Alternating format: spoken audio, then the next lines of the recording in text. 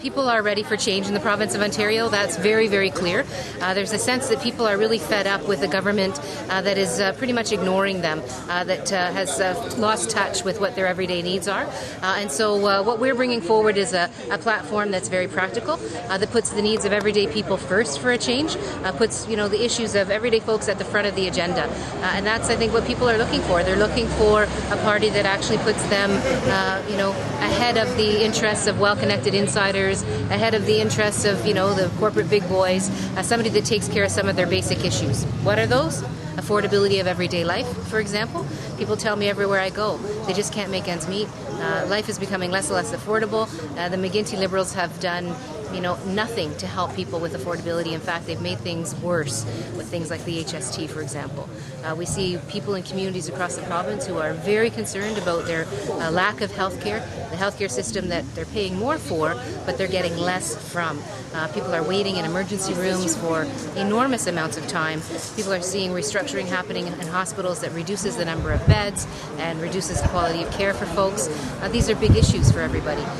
The other big one that I hear about all the time is that people want real decent jobs. People are watching jobs walk out of this province and they're not seeing them being replaced with good, decent jobs that people can earn a living on and have a healthy community with. And so these are some of the major issues that we'll be bringing forward during the campaign. Most people in the province realize that taking the HST off of home heating and off of hydro was in fact an NDP idea. And of course the government responded with their 10% rebate program. What the Conservatives have done is basically adopted our plan in terms of the HST. And we're proud of that. You know what? It's like a form of flattery when everybody's copying what your ideas are. But in all seriousness, the government's made some pretty big mistakes on the energy file. We have a hydro bureaucracy with, it's the five-headed animal. There's no need to have 5 different bureaucracies, in many cases duplicating some of the work. We're paying all of these CEOs, all of these top administrators. It's really a waste of time and money.